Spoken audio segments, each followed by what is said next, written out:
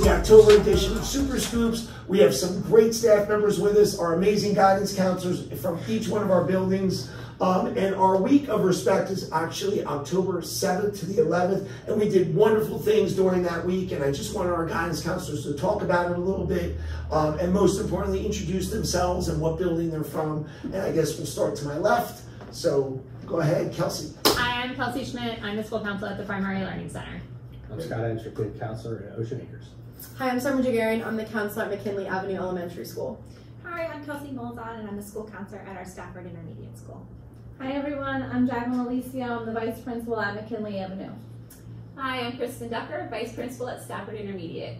All right, so this is our amazing team, and again, they do so much with our children and with our staff. They're there to make sure that socially and emotionally their mental stability is in good state to, really educate themselves and learn during the school day. And it's somebody separate outside of the parents, administrators, teachers, somebody separate that they can go to convey any of their concerns or issues. And they do wonderful things for our children. So that being said, the week of respect, October 7th and 11th, was an amazing week. If we could just start with Kelsey, maybe what were some of the great things we did at PLC with the students? So at the PLC, we actually ended the month of September with our project team kickoff assembly. Project Team is a comprehensive social and emotional program that we use at the PLC in Ocean Acres School. It makes all of our students feel connected and part of the team based on 6 foundations. So we got a chance to introduce our kids to all of the characters. And we start off with Harper, who helps others, and a key component of Harper is respect.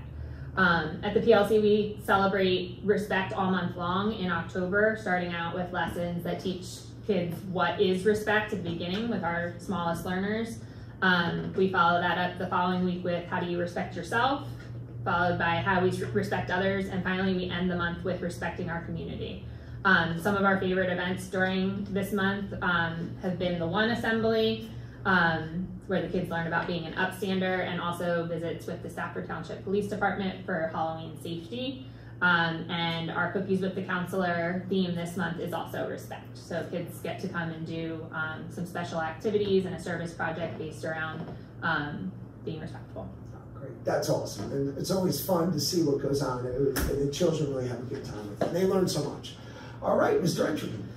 So Respect Week for us allows us to kind of cover some topics that we start like right out of the gate. Our first Friday during the school year in September, we have a respect assembly where we go over things such as respectful behaviors in the hallways, respectful expectation behaviors in the classrooms, recess, and bathrooms, and just the whole idea of teaching those concepts. So the Respect Week allows us to revisit that. So one of the things we did this year, we selected a handful of students that are going to do a special O&M broadcast, which we covered those topics as well as respecting adults at home as well as at school.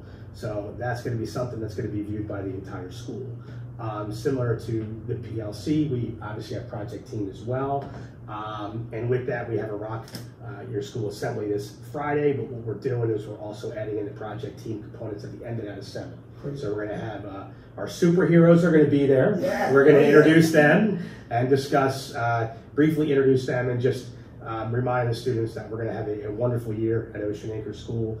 It also gives us a chance to help students learn that when they give respect, they're more likely to get it, and it helps them also connect the idea of how important it is to be caring for one another. That's great. Real quick, can we elaborate on what Project Team is and the superheroes and the characters? Because I know all the children know, and they may come home, parents, and say, Flo said this, or Harper said this, Yeah. Oh, maybe if you could explain what that is. Yeah, so we had the 6 foundations. I know it starts at the PLC, and they do a great job of starting the process, and then we pick it up, and we have Harper, who helps others. We have Paco, who makes positive changes. Amelia, she is accepting of others. Philo is problem solving.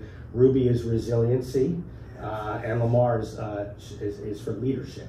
And so Lamar kind of encompasses all of it. So I know that we give out tickets when we see behaviors that warrant, like to encourage the students to continue to act that way. But another thing that we're doing this year, we're adding lanyards. So if a teacher sees that kids go way above and beyond, they will be able to give out a special lanyard color-coded with each superhero. So that's a different color. So it's But again, those foundations are all connected to respect, so that's something that both of our buildings we could continue, not just during Respect Week, but spring forward for the rest of the school year with those concepts. Yeah, that's great. I love it. It's amazing, and the kids know all the characters, and it's great. It really teaches them a lot at an early age. All right, Mrs. Gagarian. Yes, so as the other school counselors have been saying, the Week of Respect promotes positive behavior in schools. So that being said, at McKinley, to start off the school year, we did positive behavior in schools lessons. So I taught those lessons to the 3rd and 4th graders, as long as with St. Germain as well. So we taught them about being respectful, responsible, and reflective, which are our 3 R's for the year. So we taught them that the importance of these things and what these look like in each of the school. So what it looks like in the classroom, what it looks like in the lunchroom, what it looks like in the hallways. So making sure that all of the students are on the same page to promote positive behavior. And that goes along with Week of Respect as well. So we will be doing we did class lessons on respect, and during those class lessons we did some role playing, which I thought was very, really important, and it was very effective with the kids because they got to see what respect looks like in the classrooms and what it looks like you know, in real life circumstances. We also had our school spirit week, which is school-wide, where students dressed up during different days for different things that we were focusing on each day. And then every morning, we started every morning with a respectful quote on the positive announcements that was focused on different ways to promote respectfulness and just positive behavior. Great, that's awesome. Great things happening over there at McKinley. All right, Mrs. Molzon. At Intermediate, for the Week of Respect, we started off the month of October with an assembly that we brought in from Lead You. It's a very interactive and fun assembly that the students really enjoy, and it covers topics such as kindness, respect, leadership, and just being a positive role model in the school setting. We also participated in a Spirit Week during the Week of Respect, and students were able to earn points for their team, which is a building-wide initiative that has been working really well for us. So by participating in our Spirit Days, they were able to earn points for their team. I also taught lessons on respect at the classroom level and incorporated you know, ways to practice respect, both in school, out of school, how it looks when you treat others with respect, treating our environment with respect. And we played an interactive game during those lessons that could also be connected to our building-wide initiative to earn points for their team, and the kids really enjoyed it. That's great. Good stuff going on. All right. Now, Miss Alicia, I just want to say, what's the purpose of the Week of Respect? I know a lot of schools, you know, always acknowledge this week, but what's the purpose behind it all? The purpose behind it is just to show the importance of how treating yourself and treating others with respect affects everyone around you. And a great reflection piece of it is to show that maybe if I'm doing something for you, that I really make a difference to you and brighten somebody's day without really knowing, or maybe going into it trying to brighten your day, but that you affect others, and hopefully in a positive way. Wow, that's great. Hey. All right, and Mrs. Ducker, again, over the years of your experience, I know you were once a guidance counselor, then vice principal. What have you seen over the years, how it's impacted students? Yeah, I mean, with the, you know, the Anti-Bullying Bill of Rights and, you know, kind of requiring schools to have and recognize this Week of Respect, it really serves as an annual reminder for us at the start of the school year. Helps set the tone with students that respect is really the foundation, one of our, you know, character traits that we reiterate from the time they enter our school district at the preschool age. You know, this is a foundation for all of our interactions, you know, with your students, with your teachers, with your family members, with, you know, within your community, that this is one of our primary goals with all of our students. And so the Week of Respect kind of helps us kick off the school year in October, you know, just highlighting what an important character trait that is, and how highly we value that in schools. That's great. Yeah, really awesome, great things. What are some, if each building, what do you think was the best activity that the students mostly enjoyed during this week? I don't know. Let's start with Kelsey. What's like usually the big one everybody enjoys? I'd say our kids really enjoy the one assembly, and cool. They come back to it all year long and like remind each other of the messages that were portrayed during it. What about Ocean Acres?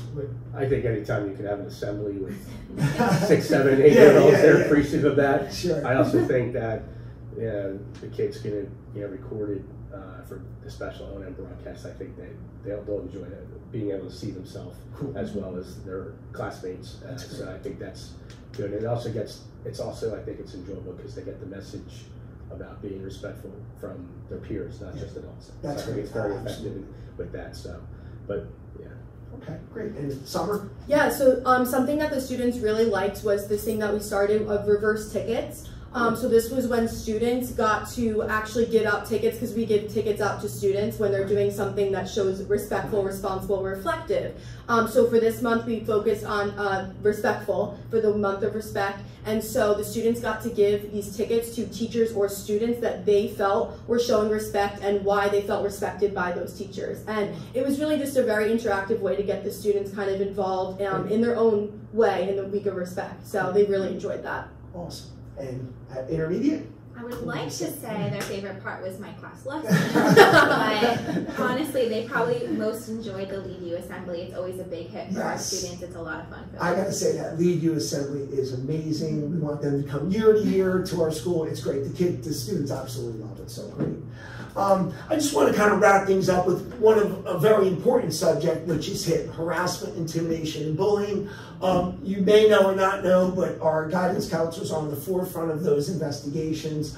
And I'll turn over to Mrs. Ducker, who is our anti-bullying specialist, anti-bullying coordinator, former guidance counselor, vice principal right now. So if we could just explain to the parents what that HIB definition means in comparison to a conflict, because there's conflicts and then there's HIB. And I think it's important for you parents to know, because the last thing we want to do is have these investigations, but unfortunately we have to investigate these things and look into these matters. So Mrs. Ducker, kind of talk about the HIB. So our school counselors also serve as our anti-bullying specialists in each building, and when we receive a report of harassment, intimidation, or bullying, we take that report and kind of make the determination if we're going to open up a formal investigation or not. Our school counselors, as the anti-bullying specialists, conduct that investigation, and there's pretty specific criteria and timelines that we have to adhere to during that process.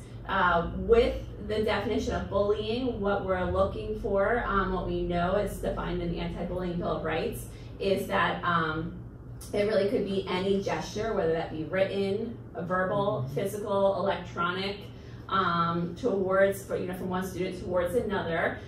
We know that it could be a single incident or a series of incidents. I think with kind of classic bullying, we always consider that to be repeated. But with this HIB definition that we work off, we know that it could be a single incident.